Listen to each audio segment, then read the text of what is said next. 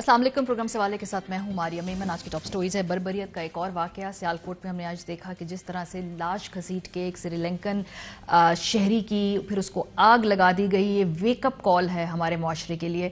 ये पहली नहीं है, इससे पहले भी जब ऐसे वाकयात होते थे हर दफ़ा इसी अज़्म का अदा किया जाता था कि अब कुछ इस तरह का होने नहीं दिया जाएगा, लेकिन मुसलसल ये वाकयात हो रहे हैं। प्रोग्राम के पहले हिस्से में इस पर बात करेंगे। इसके बाद टेक्नोलॉजी की दुनिया में भारत का राज है। जितनी भी बड़ी टेक कंपनीज हैं इस वक्त, वहाँ पर जो टॉप CEO पोजिशन हैं वो भारतीय जो CEOs हैं उस पर मौजूद हैं। क्या वजह है? पाकिस्तान इन फील्ड में पीछे क्यों है?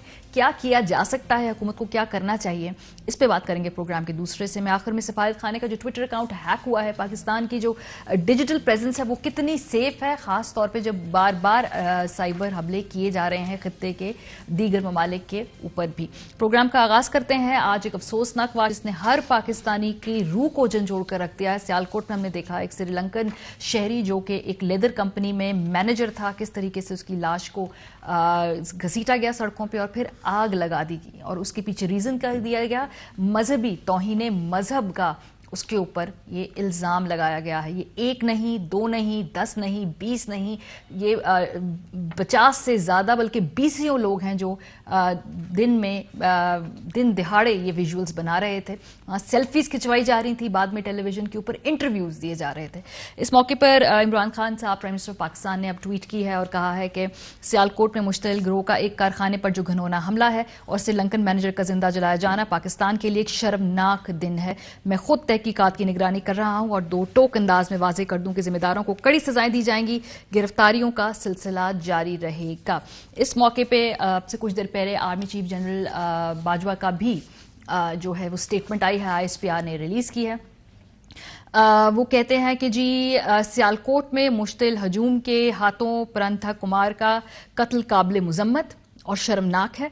ऐसे मावराए अदालत इकदाम कतन नाकाबिले कबूल हैं। घिनौने जुर्म के मुर्तकिब अफराद को कैफर किरदार तक पहुंचाने के लिए सिविल इंतजामिया को हर तरह की जो मदद है वो फराहम की जाएगी। ये अपनी नौयत का पहला वाकया नहीं है। जब भी ऐसा वाकया होता है तो यकदम हम सब जाग उठते हैं कि ये क्या हुआ, ये तो हम नहीं हैं। हम जी कई दफा पहले ये कर चुके हैं। जरा आपको क्विकली एक टाइमलाइन बताते हैं। ये 2009 में, अभी ज्यादा दूर नहीं जाते, 2009 से शुरू करते हैं और इस वाकये को मैंने खुद भी कवर किया हुआ है क्योंकि मैं नई नई रिपोर्टिंग उस वक्त शुरू की थी। मुरीदके में ये हुआ था। फैक्ट्री मालिक शेख नजीब को सैकड़ों मुश्तिल अफराद ने कत्ल कर दिया था और फैक्ट्री के एडमिन मैनेजर ने मजदूरों को इकट्ठा कर लिया था। फैक्ट्री मालिक पर इल्जाम लगाया था कि उन्होंने कैलेंडर पर लिखी इस्लामी इबारत की बेहुरमती की है। मुश्तिल अफराद ने फिर उसके बाद शेख नजीम को कत्ल किया। पुलिस ने 5 अफराद को हिरासत में लिया और फिर उस वक्त ये वाकया इतना बड़ा हो गया था कि उस वक्त सुप्रीम कोर्ट ने इस पर अज खुद नोटिस लिया था। नवंबर 2014 कोट राधा किशन वाकया, ये सबको याद है क्योंकि इस मर्तबा भी बर्बरियत की हमने एक नई मिसाल कायम की थी। कसूर के नवाही इलाके में ईंटों के भट्टे पर काम करने वाले मसीही मियाँ बीवी शहजाद और शमा को तौहीन मजहब के नाम पर मुश्तिल अफराद ने ईंटों के भट्टे में जला दिया था। और नवंबर 2016 इंसदादी दहशतगर्दी अदालत लाहौर ने जोड़े को जिंदा जलाने वाले 5 मुजरिमों को सजाए मौत और दीगर 9 मुजरिमों को सजा सुनाई थी, जबकि जो 92 बयानी मुल्जिमान को शक की बुनियाद पर बरी कर दिया गया था। आगे चलते हैं। अप्रैल 2017 मर्दान मिशाल खान कत्ल वाकया, ये हम सबको याद है कि किस तरह से उस बच्चे को इंतहाई तशद्दुद के बाद कत्ल कर दिया गया था और इल्ज़ाम उस वक्त भी जो लगाया था वो तौहीने मजहब का था। तहकीकात हुई, कानून नाफिज करने वालों ने, इदारों ने कहा कि इस इल्ज़ाम को कि ये झूठा था। मिशाल खान के कत्ल में 61 अफराद को FIR में नामजद किया गया था, जिसमें से 57 मुल्जिमान को गिरफ्तार करके समाअत शुरू की गई थी। फिर 7 फरवरी को 2018 को ये फैसला सामने आया था। कुछ को बरी कर दिया गया था, एक सजाए मौत दी गई थी, 5 को उम्र कैद दी गई थी। तो ये सजा थी उस वक्त और फिर बाद में सजा तब्दील भी हुई। इस वक्त इस्तिगाज़ा और मिशाल खान के वालिद इकबाल खान ने पेशावर हाई कोर्ट के फैसले को सुप्रीम कोर्ट में चैलेंज कर रखा है। नवंबर 2020 खुशाब में बैंक मैनेजर इमरान हनीफ को सिक्योरिटी गार्ड ने तौहीन मजहब का इल्जाम लगा के कत्ल किया। पुलिस ने जब मुलजिम को गिरफ्तार किया तो एक हजूम जो था वो जमा हो गया और यहां तक कि वो हजूम बढ़ता ही गया और वो थाने की छत तक पहुंच गया। लेकिन ऑब्वियसली जो कानून है उसने अपना पूरा प्रोसेस किया और बैंक मैनेजर को कत्ल करने वाले सिक्योरिटी गार्ड को दोबारा सजाए मौत और 12 साल कैद की सजा सुनाई गई थी। सो जी ये है, जरा सा हमने आपको एक रियलिटी चेक दिया है कि आज के जो वाकया है इस पे हमें ज्यादा शॉक होने की जरूरत नहीं है। क्योंकि ये वाकयात होते हैं, वक्ती तौर पे शॉक्ड होते हैं, लेकिन हम कोई कॉन्क्रीट स्टेप्स नहीं ले रहे बतौर रियासत कि भाई इस तरह के वाकयात की बाकायदा हौसला शिकनी की जाए। प्रोग्राम के आगाज में हमारे साथ जरा राजा बिशारत साहब मौजूद हैं, लॉ मिनिस्टर पंजाब के। बहुत शुक्रिया सर ज्वाइन करने के लिए। क्या है अभी तक तफ्तीश किन मराहिल तक पहुंची है? कोई गिरफ्तारियां हुई हैं? कितने लोग गिरफ्तार हुए हैं? क्योंकि वो बहुत बड़ा मॉब है, उसमें से कितने लोगों को आइडेंटिफाई कर पाए आप लोग? देखिए जी, सबसे पहले तो मैं इस वाकया की मजम्मत करूंगा कि ये इंतहाई काबिल अफसोस वाकया है और इसकी जितनी भी मजम्मत की जाए उतनी कम है। जैसा कि आपने भी फरमाया, प्राइम मिनिस्टर पाकिस्तान ने भी इस पर अफसोस का इजहार किया, चीफ ऑफ आर्मी स्टाफ ने अफसोस का इजहार किया और चीफ मिनिस्टर पंजाब जो हैं वो खुद इस सारी सिचुएशन जो इस वक्त तफ्तीश की है उसको मॉनिटर कर रहे हैं। मैं गुजारिश ये करना चाहूंगा कि ये वाकया कोई तकरीबन 11:26 पर सुबह पेश आया और उसके बाद पुलिस को इतला की गई। पुलिस मौका पर पहुंची और वहां से सिचुएशन को कंट्रोल करने की कोशिश की। तो फौरी तौर पर तफ्तीश का अमल जो है वो भी शुरू किया गया जी। और तकरीबन इस वक्त तक हम 100 से ज्यादा लोगों को गिरफ्तार कर चुके हैं और जो वहाँ पे सीसीटीवी कैमरास नस्ब थे उनसे भी उनकी फुटेज से मदद ली जा रही है, लोगों को आइडेंटिफाई किया जा रहा है। और इस वक्त हमारी, मैं समझता हूँ कि अब बहुत सारी, एक या दो नहीं बल्कि बहुत सारी टीम्स जो हैं वो वहाँ पे तफ्तीश में मसरूफ हैं और लोगों को आइडेंटिफाई भी किया जा रहा है। और कुछ लोग जो हैं, मैं समझता हूँ कि जैसा आपने देखा होगा कि मुख्तलिफ चैनल्स पे ये बात भी सामने आ रही थी कि वो कैमरे के सामने कुछ इतराफ कर रहे थे, लेकिन मैं समझता हूँ कि उनका ये इतराफ जो है ये अपनी जगह पर, लेकिन असल इतराफ जो है वो गिरफ्तारी के बाद उनको अदालत में पेश करके मैजिस्ट्रेट के सामने अभी जो उनको गिरफ्तार किया है, ये आप लोगों ने उन वीडियोस के साथ मैच करके वो जो मरकजी मुल्जिमान है वो सारे गिरफ्तार हो गए? 3 तो आइडेंटिफाई कर रहे हैं हम, एक जैसे सेल्फी बनाई जिसमें इसमें ये है कि देखें 1 या 2 या 4 लोग नहीं है। अब फुटेज जो है उससे हम यही इस्तेफादा कर रहे हैं कि असल ये बात शुरू कहाँ से हुई और इस वाकया को शुरू किन लोगों ने किया। तो मैं समझता हूँ कि मैं इतना, आज अभी शाम 7 बजे मैंने खुद जो हमारे लॉ इन्फोर्सिंग एजेंसीज हैं उनकी मीटिंग की थी और हमने आरपीओ गुजरांवाला और डीपीओ शेखुपुरा सियालकोट जो है उन दोनों से हमने ब्रीफिंग ली और उनसे हकायक पूछे और बकौल उनके इस वक्त तक जो लोग गिरफ्तार किए जा रहे हैं वो वीडियो फुटेज की बुनियाद पर ही किए जा रहे हैं। और उनपे आप ये कौन सी दफात लग रही है गिरफ्तारी के मौके पे? क्या इंसदादी दहशत एटीए लगा रहे हैं? इसमें एटीए के अलावा कोई दूसरा दफा जो है मैं समझता हूँ अट्रैक्ट ही नहीं होता। हर हालत में एटीए लगेगी और मैं आपको ये यकीन दिलाना चाहता हूँ कि जिस तरह इब्तिदा में आपने फरमाया और कुछ वाकयात का भी आपने जिक्र फरमाया, मैं एक अर्ज करना चाहता हूँ कि इस किस्म के वाकयात जो हैं उनको प्रीएम्प्ट नहीं किया जा सकता। पहले पता नहीं होता कि ऐसा वाकया रूनुमा हो जाएगा, लेकिन इसमें डेटरेंस यही होनी चाहिए कि जो लोग इस वाकये में मुलव्वस हैं उनको कानून के मुताबिक सजा दिलवाई। प्रीएम्प्ट किया जा सकता है अगर ये लोग देखें कि भाई रियासत जो इस तरह की शिद्दत पसंदी की बात करती है, उसके साथ हाथ मिलाती है, उससे मुज़ाकरात करती है, अगर वो जेल में भी चले जाएं तो वो रिहा हो जाएंगे, तो ऐसे लोगों के हौसले बढ़ते हैं। और जो वो सारा नारे लगा रहे थे वो उसी आइडियोलॉजी से मुतासिर होकर नारे लगा रहे थे, तो प्रीएम्प्ट किया जा सकता है रियासत जी। मैं गुजारिश ये करना चाहता हूँ कि मेरे नजदीक ये है कि चले अगर प्रीएम्प्ट किया नहीं जा सकता तो फिर कम से कम ये रियासत के हाथ में है कि जो लोग इस वाकया में हतमी तौर पर मुलव्वस पाए जाएं उनको कानून के मुताबिक सजा दिलवाए। मैं ये आपको यकीन दिलाता हूँ कि चीफ मिनिस्टर साहब की भी हिदायत है, प्राइम मिनिस्टर साहब खुद इस बात का इरादा कर चुके हैं कि इस वाकया में मुलव्वस जो लोग हैं उनको कतई तौर पर माफ नहीं किया जाएगा और कोई रियायत नहीं उनके साथ बख्शी जाएगी। तो इसलिए मैं आपको यकीन दिलाता हूँ कि जैसे ही तफ्तीश मुकम्मल होगी, अदालत मुकम्मल करके इसका ट्रायल जो है दहशतगर्दी की अदालत में कराया जाएगा और इनको करार वाकई सजा दिलवाई जाएगी।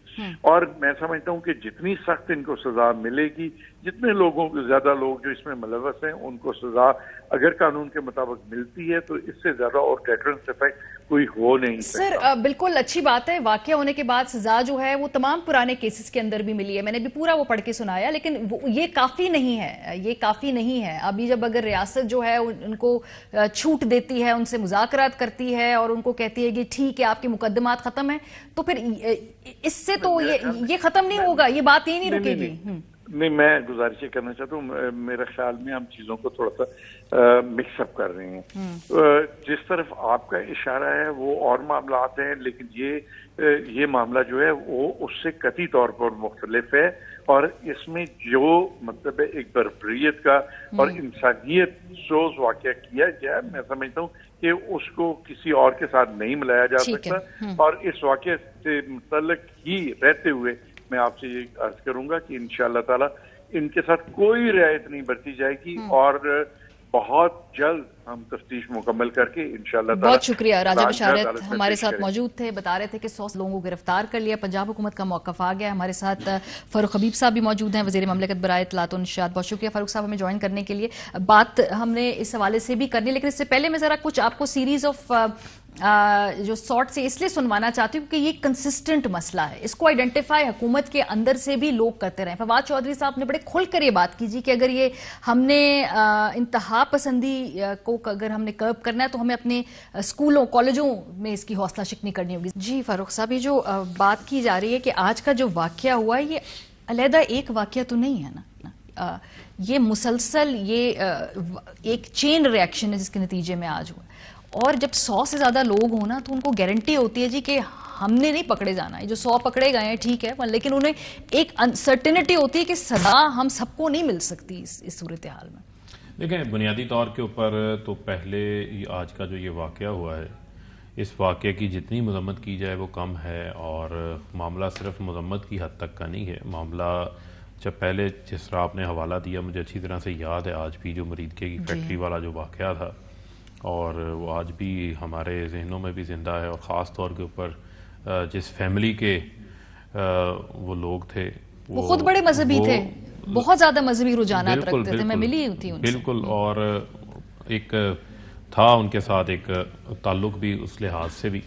लेकिन बुनियादी तौर के ऊपर ये तो एक गैर मुल्की थे, श्रीलंकन थे जो पाकिस्तान के अंदर यहाँ पर आके काम कर रहे थे। यकीनन उनकी कोई ख़ास एक्सपर्टी थी तो वो यहाँ पर मौजूद थे, और जब इस किस्म का मामला हो तो वो फिर हम मैसेजिंग जो है वो बाहरी दुनिया को क्या जाती है, और फिर कौन आपके पास यहाँ पर आकर इन हालात में जो है वो काम करने को तैयार होता है। तो ये तमाम चीज़ें इनको रियासत भी अपनी नज़र में रखी हुई है। यही वजह है कि फौरी तौर के ऊपर गिरफ्तारियाँ भी जो हैं वो अमल में लाई गई हैं, और 110 से ज़ायद लोगों को गिरफ्तार किया गया। और जो लोग नहीं, ये काफ़ी नहीं है, ये काफ़ी नहीं है। ये अब ज़ाहिरी बात है कि इंसिडेंट हो गया, एक वाकया हुआ, उस वाकये की बुनियाद के ऊपर फिर उसकी तह तक जाकर जो बुनियादी चीज़ है, जो उसके मुहरकात हैं, उसके ऊपर मैं समझता हूँ काम करने की ज़रूरत है, ताकि इसका रास्ता जो है वो हमेशा हमेशा के लिए रोका जाए। हमारा जो मज़हब है वो इस किस्म की जो है वो मॉब लिंचिंग की इजाज़त ही नहीं देता, वो ये भी इजाज़त नहीं देता, वो तो अमन का दस्त देता है। और किस तरीके से आप मावराए अदालत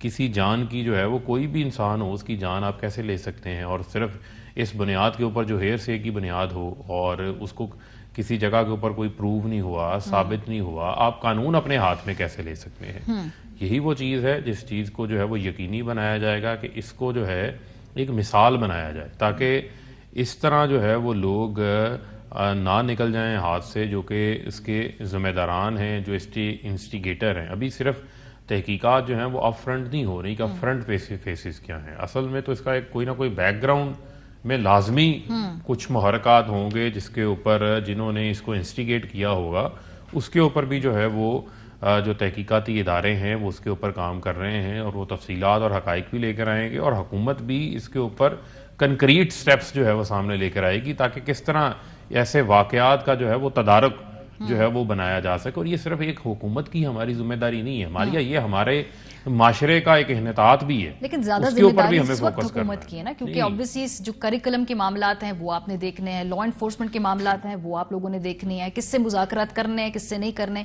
वो आपने देखना है। दो चीजें, ایک تو ہم پرٹیکولرلی اس کو کسی مذاکرات کرنے یا نہ کرنے سے ہم لنک نہیں کر سکتے. جہاں تک آپ نے کہا کریکولم کا معاملہ ہے، اور کریکولم کے اوپر بھی جو ہے وہ موجودہ حکومت نے کافی کام کیا ہے. آپ کے علم میں ہے کہ ہم نے تو جو ہے وہ ایک نظام جو ہے وہ نصاب کا جو ہے وہ لے کر آئے ہیں. اس میں کوئی ایسی چیز نہیں ہے جہاں پر کسی کی حوصلہ افزائی ہو رہی ہو ایسی سوچ کے حوالے سے. پھر میں آپ کو یہ کہوں گا کہ دنیا میں بہت سارے واقعات ہوتے ہیں، بہت ساری چیزوں کی بنیاد کسی جگہ کے اوپر موب اکٹھے ہو گئے ایسے معاملات کر دیتے ہیں، کسی جگہ کے اوپر انتہا پسندی کی اور بہت سارے واقعات ہوئے ہیں، لیکن یہ جسٹیفیکیشن نہیں ہے. ہم نے اپنے ملک کو دیکھنا ہے، اپنے معاشرے کو دیکھنا ہے، اپنے لوگوں کو دیکھنا ہے، ایسے واقعات کا تدارک کرنا ہے جو آئندہ سے جو ہے وہ ان کو کسی جگہ سے جو ہے وہ کوئی جو چنگاری نہ ملے جس سے یہ ایک بارود بن کے جو ہے وہ سامنے آتے ہیں، اور ایسے واقعات سے پوری قوم کا سر پھر جو ہے وہ شرم سے کتنی شرمندگی ہو رہی ہے خدا کے سماج تو مطلب بہت ہی دل دکھا ہوا ہے. چونکہ آپ یہاں موجود ہیں تو تھوڑے پولیٹیکل کوسچنز بھی اس حوالے سے، کیونکہ آج ہم صبح سے دیکھ رہے ہیں جی منی بجٹ آنے والا ہے نا، تو اس میں کیا آپ کریں، ٹیکس چھوٹ دے رہے ہیں، اب اس میں چیزیں مہنگی کرنے لگے ہیں. سو یہ کب تک منی بجٹ کیا فارملی آئے گا یا بس ایک دن ہم اٹھیں گے پتہ چلے گا جی آج یہ اعلامیہ آ گیا، یہ ساری چیزیں؟ نہیں، اعلامیہ تو نہیں آتا. جب منی بل جو بھی آتا ہے وہ آ کر پارلیمنٹ کے اندر جو ہے وہ تو یہ کب آپ اناؤنس کرنے لگے، کوئی ٹائم لائن ہے؟ میرے خیال میں اس کے اوپر کام جو ہے وہ وزارت خزانہ جو ہے وہ کام کر رہی ہے، اور انہوں نے اس کے اوپر کافی چیزوں کے اوپر جو ہے وہ کام بھی کر کس چیز کے لیے ہم تیار رہے ہیں؟ کیا بجلی مہنگی ہونے لگی ہے، گیس مہنگی ہونے لگی ہے، کیا کیا مہنگا ہونے لگا ہے؟ مینٹلی ریڈی کر دیں ہمیں. اس پہ کچھ ایسی چیزیں تھیں جن کے اوپر آپ سمجھتے ہیں کہ بہت ساری چیزوں کے اوپر جو ہے وہ ایگزیمپشنز تھیں، بہت سارے معاملات کے اوپر جو ہے وہ ٹیکس چھوٹس دی گئی تھی. کوئی ایسا ڈائریکٹ جو ہے وہ پبلک کے اوپر بوجھ نہیں ہے، لیکن آپ نے بہت ساری چیزوں پہ ہم نے ایگزیمپشنز دے رکھی تھی. ان ایگزیمپشنز کو جو ہے وہ ریویو کر رہے ہیں. ظاہری بات ہے کہ آئی ایم ایف میں ایک پروگرام کا ہم حصہ ہیں. اس پروگرام میں پھر آپ کو جو ہے وہ ایک ان کی شرائط بھی ہوتی ہیں، ایک ڈسپلن میں چلنا ہے. 22واں آئی ایم ایف کا پروگرام ہے، اور یہ کوئی پہلا ضمنی بجٹ بھی نہیں ہے جو کوئی حکومت جو ہے. لیکن ہونے کے لگے مہنگا، یہ بتا دینا تاکہ لوگ مینٹلی ریڈی ہو جائیں. دیکھیں مینٹلی ریڈی مہنگا ہو رہا ہے، دیکھیں مینٹلی ریڈی ہونے کا جو ہے وہ معاملہ نہیں ہے. دو چیزیں ہیں جس کو ہم فیس کر رہے ہیں آج کے. اگر آپ فگرز اٹھائیں پچھلے 2 ہفتوں کے، تو آج بھی 0.48% جو ہے وہ ایس پی آئی جو ہے وہ ہمارا نیچے آیا ہے. جو ہماری کھانے پینے کی جو پیریشیبل آئٹمز ہیں ان کا ڈاؤن ٹرینڈ ہے. پچھلے ویک میں بھی جو ہے وہ ایس پی آئی ہمارا نیچے آ رہا تھا. یہ ہم نے جو ایڈمنسٹریٹو میئرز لی ہیں، آپ کے علم میں چینی سستی ہوئی ہے، آلو، پیاز، ٹماٹر، ان کی قیمتیں جو یہ روزمرہ کی چیزیں ہیں، لوگوں کی گھریلو استعمال کی کھانے پینے کی چیزوں کا یہ حصہ ہیں، ان کی قیمتیں جو ہیں وہ نیچے آئی ہیں. اس کے علاوہ کچھ ایسی چیزیں ہیں جو کہ امپورٹڈ ہمارے اوپر انفلیشن ہے، جس سے میں پیٹرولیم مصنوعات کی قیمتیں شامل تھی. وہ اللہ کا شکر ہے کہ عالمی منڈی میں مارکیٹ نیچے گری ہے. اس کا ریلیف جو ہے وہ آئندہ جب قیمتیں ہر 15 روز بعد ہوتی ہیں اس میں عوام کو جو ہے وہ پاس آن انشاءاللہ کیا جائے گا. اسی طریقے سے آپ دیکھیں کول کی قیمتیں تھیں، اسی طریقے سے آپ ایل این جی کی قیمتیں دیکھیں، اور اس میں پھر ایک ڈی ویلیویشن کا بھی ایک امپیکٹ جو ہے وہ اس کے اوپر آتا ہے جب آپ چیزوں کو امپورٹ کرتے ہیں.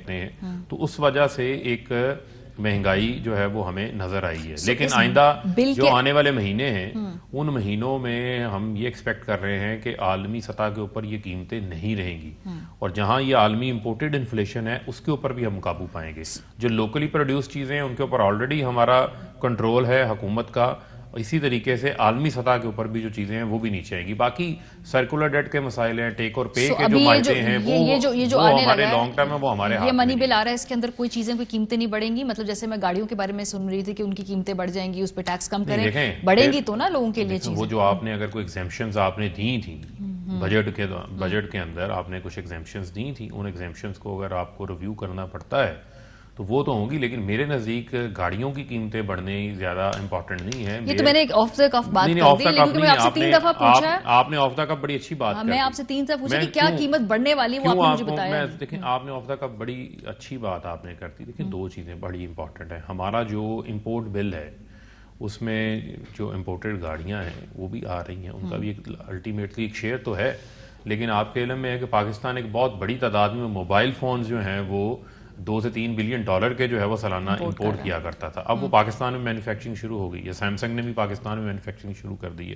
تو وہ ایک امپورٹ سبسٹیٹیوٹ انڈسٹری پاکستان کے اندر جو ہے وہ ڈیولپ ہو رہی ہے. آن دا ادر وے اراؤنڈ آپ کی ایکسپورٹس اوپر جا رہی ہیں. آپ یہ دیکھیں کہ 5 ماہ کا جو ایکسپورٹ کا ہمارا ڈیٹا سامنے آیا ہے وہ 37% جو ہے وہ 2018 سے جو ہے وہ زیادہ ہے. آپ تقریباً جو ہے وہ $12.5 ارب سے جو ہے وہ آپ کی ایکسپورٹ جو ہے وہ تجاوز کر گئی ہے. ٹیکس کلیکشن جو ہے وہ ہماری 37% جو ہے وہ زائد ہے. ہم اپنے ٹارگٹ سے اوپر ٹیکس کلیکٹ کر رہے ہیں. ٹیکس کلیکشن اسی وقت ہوتی ہے جب آپ کی ملک میں اکانومی چل رہی ہو, بزنس چل رہے ہو, اور اس میں اکثر لوگ یہ کہتے ہیں جی یہ امپورٹ ٹیکس کی وجہ سے بڑھا ہے. امپورٹ کی وجہ سے نہیں بڑھا, اس میں جو ہے ہمارا 760 ارب روپیہ جو بھی ٹیکس کلیکشن ہے اس میں انکم ٹیکس کی مد میں بھی اکٹھا کیا, یعنی وہ 200 ارب روپیہ انکم ٹیکس کی مد میں بھی اضافہ ہے. تو اٹس مین کہ اکانومی جو ہے وہ چل رہی ہے. پھر اس کے علاوہ بڑے بڑے شاکس آئے.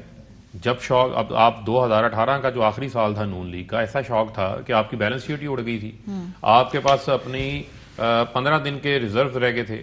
آج آپ کے پاس جو ہے وہ اپنے 4 ماہ کے امپورٹ بل کے ریزروز ہی موجود ہے. اس کو ابزارب کر لیا ہم نے, اس شاک کو جو امپورٹڈ انفلیشن کی مد میں آیا. یہ بڑی اچھی بات ہے جو آپ ٹیکنیکل باتیں بتا رہی ہوں, کہ میں نے تو آپ سے بڑا سمپل سوال پوچھا تھا کہ کس چیز کے لیے ہم مینٹلی ریڈی ہوں کہ اس کی قیمتیں بڑھیں گی. لیکن بہرحال ٹھیک ہے, جاتے جاتے آخری کوشچن ہے جو پارلیمانی کمیٹی برائے قومی سلامتی کی میٹنگ ہے, اپوزیشن نہیں آ رہی. وہ کہتے ہیں ہم اس لیے نہیں آ رہے کیونکہ پی ایم صاحب خود بھی نہیں آتے. جتنی ہوئی ہیں میرے پاس ہے پوری 1 جولائی, 30 اگست, 8 نومبر, 6 دسمبر, وزیر اعظم صاحب کسی میٹنگ میں نہیں آئے. بنیادی طور کے اوپر تو میں سمجھتا ہوں کہ پھر آپ کو یہ کہوں گا کہ یہ قومی سلامتی کی کمیٹی کی, تو پی ایم آ جائے نا ہر میٹنگ میں. سن لیں, قومی سلامتی کی کمیٹی کی میٹنگ ہے اور پاکستان اس حوالے سے جو ہے وہ اپنی جو پالیسی ہم نے تیار کی ہے قومی سلامتی کے حوالے سے وہ لے کر آ رہے ہیں. نیشنل سیکیورٹی پالیسی, اس میں پارلیمان کو بریف کرنا ہے. اب اگر آپ کہیں کہ اپوزیشن جو ہے وہ بچوں کی طرح, جو چھوٹے بچے ہوتے ہیں نا کرکٹ میچ کھیلتے وقت لڑ پڑتے ہیں کہ جی ہماری کٹی ہو گئی, ہم میچ نہیں کھیلیں گے, اس طرح کا رویہ ان کو سوٹ نہیں کرتا. پی ایم صاحب بھی تو آ جائے نا قومی سلامتی کی میٹنگز کے اندر, پی ایم صاحب خود آ جائے نا, وہ آتے ہی نہیں ہیں. وہ سن لینا, پرائم منسٹر کا کسی صورت بھی کوئی ایسا ایشو نہیں ہے. یہ سننے والے بنے, اپنا کانڈکٹ ٹھیک کر لیں. 4 میٹنگز ہیں اس میں تو نہیں آئے, ایک دفعہ نہیں, 2 دفعہ نہیں, 4. لاسٹ میٹنگ میں تو آپ پھر, میں پرانی باتوں پھر آپ کہیں گے لاسٹ میٹنگ سے اس سے پچھلی میٹنگ میں تو انہوں نے کہا تھا پی ایم آئیں گے تو ہم آئیں گے نہیں. اب جو قومی سلامتی کی میٹنگ ہے پھر آپ کہیں گے یہ ہمیں قومی اہم امور کے اوپر جو ہے اعتماد میں نہیں لیتے. یہ پارلیمان کی کمیٹی ہے, یہ کوئی حکومت کی یا اپوزیشن کی کمیٹی نہیں ہے. اجلاس تو ہوگا, پارلیمان کو بریف دینی ہے, پارلیمنٹیرینز ہوں گے. اب بھی میں آپ کے شو سے ان کو کہتا ہوں کہ آئیں, اس کا حصہ بنیں, آ کر اپنی ان پٹ دیں. اچھی بات ہے کہ حکومت آپ کے پاس اس کو لے کر آ رہی ہے, پارلیمان کو عزت دے رہی ہے. ہمیں کہتے ہیں نا پارلیمان کو عزت دو, اب یہ خود پارلیمان کو عزت نہیں دے رہے. اب یہ کیا ڈھونڈنا چاہتے ہیں, کس سے بریفنگ لینا چاہتے ہیں, یہ بتائیں نا. اگر ان کو نیشنل سیکیورٹی کے جو ایڈوائزر ہیں جنہوں نے حکومت نے جو پالیسی بنائی ہے وہ شیئر کرنا چاہ رہے ہیں, تو پھر میں سمجھتا ہوں کہ ان کو بھی ایک میچور رویہ اختیار کرنا چاہیے. کہ جتنے بھی بڑی بڑی میٹنگز ہوتی ہے, پرائم منسٹر صاحب کے علاوہ ہر کوئی آتا ہے, بات بھی ہوتی ہے, بریفنگ بھی ہوتی ہے, پی ایم صاحب نہیں آتے. لیکن یہ کوئی جواز نہیں ہے ان کا نام ہے. ٹھیک ہے, بہت شکریہ, ہمارے ساتھ پر موجود تھے. بریک پہ جائیں گے, واپس آئیں گے. عالمی ٹیکنالوجی کمپنیوں کے جو سی ای اوز ہیں وہ بڑی تیزی سے ہم دیکھ رہے ہیں کہ ان میں بھارتی ابھر کے سامنے آ رہے ہیں. کیا وجوہات ہیں اس کا جائزہ لیں گے. بریک کے بعد ہمارے ساتھ رہیے. Welcome back. پروگرام کے حصے میں ہم بات کریں گے جو پاکستان میں ٹیک کا جو سچویشن ہے اور گلوبلی پاکستانیوں کی کیا ریپرزنٹیشن ہے دنیا بھر میں. جو اس وقت ڈیجیٹل پلیٹ فارمز ہیں, جو انفارمیشن ٹیکنالوجی ہے, اس کے مختلف جو پیراڈائمز ہیں اس میں. پہلے سے ہم بات کرتے ہیں کہ آج عالمی ٹیکنالوجی کمپنیوں کے جو بھارتی چیف ایگزیکٹوز یا تو رہ چکے ہیں یا موجودہ اس وقت ہیں, ذرا ان پہ نظر دوڑاتے ہیں کیونکہ یہ کوئی کو انسیڈنس نہیں ہے. ڈیفینیٹلی بڑا سسٹمیٹک طریقے سے یہ جو پوری اس وقت صورتحال ہے اس کے پیچھے کچھ نہ کچھ کسی نے کچھ سوچا ہے, اور تب یہ آج بھارتی جو ہیں دنیا بھر میں ہر طرف مختلف جو ٹیک کمپنیز ہیں یا مختلف جو پلیٹ فارمز ہیں ان میں ٹاپ پوزیشنز پہ ہیں. پراگ اگروال سے شروع کرتے ہیں کیونکہ وہ ٹویٹر کے سی ای او اسی ہفتے جو بنے ہیں. 2017 سے وہ ٹویٹر میں چیف ٹیکنالوجی آفیسر تعینات رہے تھے. اس ہفتے ان کو باقاعدہ سی ای او تعینات کر دیا ہے پراگ اگروال کو. سندر پچائی گوگل اور اس کی جو پیرنٹ کمپنی الفابیٹ اس کے سی ای او ہیں. 2015 میں گوگل کے وہ سی ای او باقاعدہ طور پہ تعینات ہوئے تھے. اگین بھارت میں پیدا ہوئے, بھارت میں ہی پڑھے لکھے, اور اس کے بعد جا کر امریکہ میں انہوں نے ایک مکمل جدوجہد کے بعد جو ہے وہ اس پوزیشن پہ پہنچے ہیں. ستیا نڈیلا 2014 مائکروسافٹ کے سی ای او رہے. 2021 میں وہ جوائنٹ ٹیک کے ایگزیکٹو چیئرمین تعینات اس وقت ہوئے ہیں. اروند کرشنا آئی بی ایم کے سی ای او ہیں 2020 سے. شنتانو نارائن 2007 سے ایڈوب کے سی ای او ہیں. انجلی سود 2017 سے ویڈیو پلیٹ فارم جو وائمیو ہے اس کی سی ای او ہیں. संजय मेहरोत्रा माइक्रॉन टेक्नोलॉजी के सीईओ हैं, उससे कबल वो वेस्टर्न डिजिटल के बानी और सीईओ भी रह चुके हैं। अमन बुडानी जो है वो वेब होस्टिंग कंपनी के सीईओ हैं। Nikesh Arora cyber security company जो है उसके सीईओ हैं। इस पर बात करेंगे प्रोग्राम के हिस्से में, और हमारे साथ बदर खुशनूद साहब मौजूद है, chairman Pakistan software association Pasha के। बहुत शुक्रिया बदर हमें ज्वाइन करने के लिए। ये कोइंसिडेंस तो नहीं है ना कि इस वक्त बहुत सारी जो बड़ी बड़ी इस वक्त कंपनियां हैं वहां पर भारतीय सीईओज हैं, या इस वक्त बहुत ज्यादा हम उनकी रिप्रेजेंटेशन देख रहे हैं ग्लोबली? जी बिल्कुल, थैंक यू सो मच। बिल्कुल आप सही फरमा रही हैं, बिल्कुल ये कोइंसिडेंस नहीं है। ये चीज़ बहुत सालों से, बल्कि मेरे हिसाब से, हमारे हिसाब से तकरीबन पिछले 25-30 साल से प्लान्ड और ऑर्गेनाइज चल रही है। देखिए, सबसे पहले हमें ये देखने की ज़रूरत है कि इंडिया का जो एजुकेशन सिस्टम है वो बहुत स्ट्रांग है, और ख़ास तौर पे जो हायर एजुकेशन सिस्टम है वो बहुत स्ट्रांग है। तो सबसे पहले उनकी एजुकेशन स्ट्रांग थी, फिर उनके यहाँ प्रोफेशनलिज्म बहुत है, फिर उनके वर्क एथिक्स बहुत स्ट्रांग है। इन तीनों चीज़ों के साथ साथ जो उनको सबसे बड़ा बेनिफिट है कि वहाँ साइज बहुत है, बहुत ज़्यादा पॉपुलेशन है। अगर आप उस पॉपुलेशन के एंगल से देखें तो ये अभी एक बहुत थोड़ा प्रोपोर्शन है जो इस वक्त आप सीईओ लेवल पे देख रहे हैं या सी लेवल पे देख रहे हैं अमेरिका में। इसके अलावा अगर आप नोटिस करें तो इसके अलावा अगर आप नोटिस करें तो आप देखेंगे कि उनके यहाँ एक और बहुत बड़ा उनको फायदा था कि जो Y2K बग आया था अर्ली 2000s में, तो उस बग में उस वक्त उनकी लोकल आईटी इंडस्ट्री बहुत ट्रेंड थी, और वहां से जैसे ही वो बग आया तो अमेरिका में जब वर्कर्स की नीड आई तो वो लोगों ने अपने बहुत ज़्यादा फॉरेन वर्कर्स वहाँ प्लेस किए अमेरिका की कंपनियों में, और बाद में वो बैक ऑफिस ऑपरेशंस में, बिजनेस प्रोसेस आउटसोर्सिंग में इन्वॉल्व होने शुरू हो गए।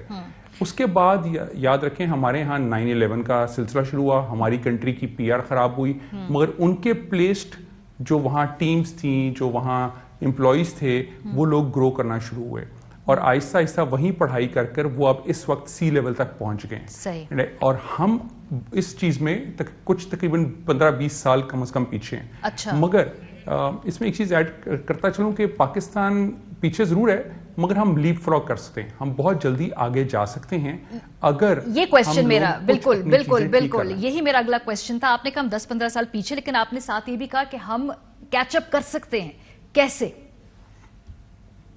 जी बिल्कुल, हमें सबसे इंपॉर्टेंट जो है, हमें इस वक्त अपनी एजुकेशन की क्वालिटी, खास तौर पे हायर एजुकेशन की क्वालिटी के स्टैंडर्ड को बहुत इंप्रूव करने की जरूरत है। हमारा ना सिर्फ करिकुलम आउटडेटेड है, बल्कि हमारी फैकल्टी की रीट्रेनिंग और उनको दोबारा रिफ्रेश करने की बहुत जरूरत है, बिकॉज टेक्नोलॉजी बहुत रैपिडली चेंज कर गई है। सो जो टेक्नोलॉजी में आपको लोगों को बहुत ज्यादा अपग्रेडेशन करने की जरूरत है, तो फैकल्टी, हमारे स्टूडेंट्स और हमारे करिकुलम को ठीक करने की जरूरत है, और उसमें थ्योरी के साथ साथ अप्लाइड साइड को लाने की जरूरत है। और इस वक्त हुकूमत पाकिस्तान इस तरफ काम कर रही है, वो बूट कैंप्स के नए प्रोग्राम आ रहे हैं, और वो वफाकी और सूबाई सतह दोनों पर इस वक्त उनके बजट्स अप्रूव हो गए, और अब वो इन चीज़ों की तरफ काम करें कि फॉरेन से पहले बूट कैंप्स लाए जाएं, ताकि हम फास्ट ट्रैक करके अपनी नेक्स्ट जनरेशन को जल्द से जल्द वर्कफोर्स को ला सकें इसके अंदर। ये सवाल बहुत सारे लोग पूछते हैं, और मैं भी you are the best person to address it, कि जब ये टॉप पोजीशंस के ऊपर फॉर एग्जांपल अगर इस वक्त भारतीय बहुत ज्यादा नजर आते हैं, क्या ये असरअंदाज होते हैं किसी तरीके से पॉलिसी के ऊपर, क्या या नहीं होते? ये वो एक प्रोफेशनल लेवल ही एक और है, इसलिए कोई फर्क नहीं पड़ता उससे। देखें जी, जहाँ भी ह्यूमन एलिमेंट आएगा वहाँ ह्यूमन सेंटिमेंट आएगा, और वहाँ ह्यूमन इन्फ्लुएंस आएगा, चाहे वो बहुत एक्सप्लिसिट हो या इम्प्लिसिट हो, ऑफ कोर्स अफेक्ट करता है, और बिल्कुल ज़रूर आता है, बहुत फ़र्क पड़ता है, प्रायोरिटाइज होता है। जब आप सोचें कोई ऐसा प्रोजेक्ट भी हो रहा हो इन ऑर्गेनाइजेशंस में जिसमें उनके पास ऑप्शन हो कि कहीं भी किया जा सकता है, तो पहली प्रायोरिटी आती है, अच्छा जी क्यों नहीं हम अपनी बहुत बड़ी पॉपुलेशन पे ट्राई कर लें पहले। तो वहाँ वो ट्रायल्स एंड टेस्ट्स करते हैं, जब आपने टेस्ट एंड ट्रायल्स वहाँ किए तो फिर वो कहते हैं यहीं स्केल कर लो पहले, एंड हेंस आप देखेंगे उनकी मिडिल क्लास कैसे इंप्रूव कर गई है। इसी तरह, और वो फिर जब आपने देखा BPO होता है, लोग बहुत सारा ट्रेवल करते हैं उनकी कंट्रीज में, CEOs बाकी, फिर वो उनको अपने ट्रेडिशंस में इन्वॉल्व करते हैं। फिर एक और बहुत इंपॉर्टेंट बात है कि वहाँ एक बॉलीवुड इफेक्ट भी बहुत है, ज़ाहिर उनका मीडिया एंटरटेनमेंट बहुत स्ट्रांग है, तो वो भी एक इम्पैक्ट लाती है अट्रैक्ट करने में باقی لوگوں کو کہ وہ انڈیا میں جا کے ایکسپیریمنٹس کریں, ٹیسٹ کریں, پروڈکٹ لانچز کریں, اسکیل کریں, تو آف کورس یہ بالکل فرق پڑتا ہے. اور کئی جگہوں پہ انٹینشنلی ذرا زیادہ ہو جاتا ہے, but of course there is a certain degree of this influence. ہاں, سو بتا چونکہ آپ بہت کلوزلی کام کرتے ہیں پاکستانیوں کے ساتھ, ٹیکس جو یہاں پہ اسٹارٹ اپس ہیں وہ بھی آپ دیکھ رہے ہیں, پوٹینشیل کیا ہے یہاں پہ جو نوجوان لڑکے لڑکیاں ہیں جن کا رجحان ہے آئی ٹی کی طرف ہے, جن کا رجحان ہے اس طرف جدید ٹیکنالوجی یا ڈیجیٹل جو بھی پلیٹ فارمز ہیں ان کی طرف, کیا پوٹینشیل ہے؟ دیکھیں ان کو 2 یا 3 چیزوں میں بائیفرکیٹ کر لیں. ایک ہیں فری لانسرز, یہ وہ لوگ ہیں جو ابھی گریجویٹ کر رہے ہیں یا پڑھائی کر رہے ہیں اور ساتھ ساتھ انہوں نے کام کرنا شروع کر دیا ہے. ان لوگوں کو بھی انکریج کرنے کے لیے حکومت نے ای کامرس پالیسی کے ساتھ فری لانسرز کی پالیسی اکتوبر 2019 میں بنا کر لانچ کی, اور پھر اسٹیٹ بینک نے کچھ فیسیلیٹیشنز کی, جیسے پہلے ان کے پیسے آنے کی لمٹ مہینے کی $5,000 تھی, اب $25,000 کر دی گئی ہے تقریباً 2 سال پہلے.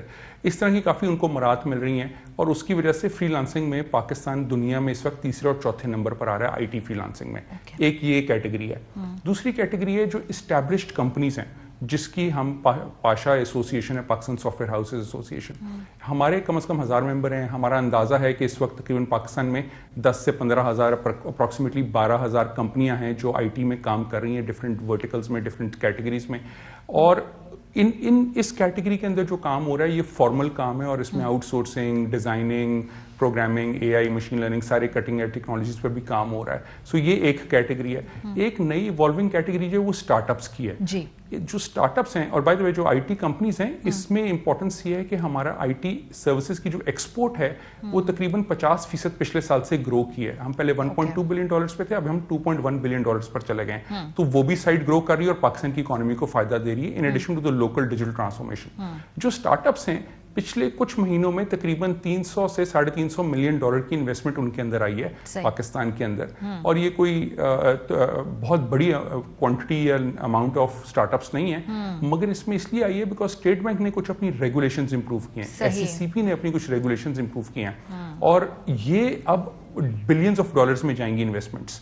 تو یہ ایک بہت ہی پازیٹیو جو ہے اوپننگ ہوئی ہے, جس سے اب اسٹارٹ اپس جب آئیں گے تو ٹیلنٹ بھی امپروو کرے گا, اور ہمارے یہاں لوکل سروسز اینڈ پروڈکٹس جو ہیں وہ بہت بہتر ہونی شروع ہو جائیں گی ڈیجیٹل اکانومی. بہت شکریہ بدر خوشنود چیئرمین ہمارے ساتھ موجود تھے. ہم ایکسپلین کر رہے تھے کہ یہ جو بھارتی ہمیں سی ای اوز نظر آتے ہیں تمام دنیا میں مختلف پلیٹ فارمز کے, یہ ایک حادثہ نہیں ہے, یہ باقاعدہ کلیئر پلاننگ 25-30 سال کی باقاعدہ ٹریننگ کا نتیجہ ہے. اور پاکستان 10-15 سال پیچھے ہے, لیکن ہم کیچ اپ کر سکتے ہیں. اس کا طریقہ کیا ہوگا کہ ہنگامی بنیادوں پہ خاص طور پہ اپنے ایجوکیشن سیکٹر میں ریویمپ کیا جائے, لوگوں کو ٹرین کیا جائے, اور جو حکومت جتنی معاونت کرے گی, جتنی سہولیات دے گی, جتنی فیسیلیٹیٹ کرے گی, اتنا ہی یہ جو سیکٹر ہے یہ گرو کرے گا. بریک پہ جائیں گے, واپس آئیں گے. آج ایک دلچسپ واقعہ اس وقت ہوا جب پاکستان کی جو ایک ایمبیسی کا ٹویٹر ہینڈل ہیک ہو گیا.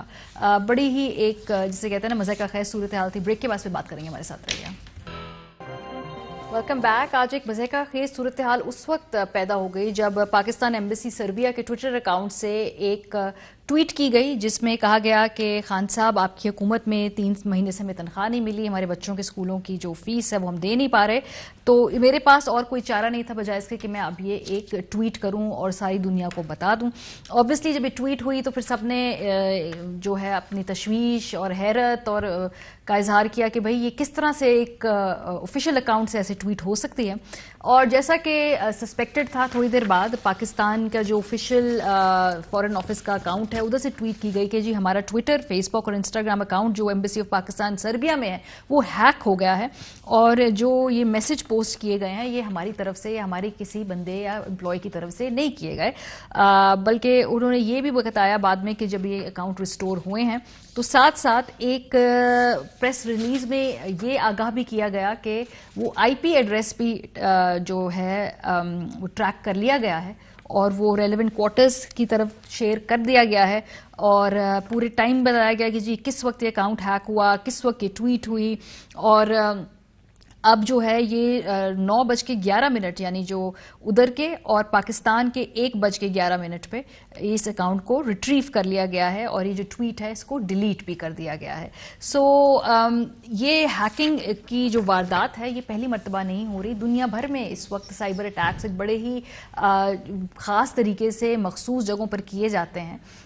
تو یہ پاکستان میں بھی اس سے پہلے چھوٹے موٹے لیول پہ سائبر اٹیکس ہو چکے ہیں. اگر ہم بات کریں تو نیشنل بینک آف پاکستان کی سروسز جو تھیں یہ ڈان نے رپورٹ کیا کہ وہ ان میں تعطل آیا تھا, پھر ریکوری ہوئی اس میں اس پورے معاملات میں. جب یہ سائبر اٹیک ہوا تو اس کو پھر ریکور کیا گیا, جو بھی اس میں سے جو ڈیٹا تھا اس کو نقصان پہنچا.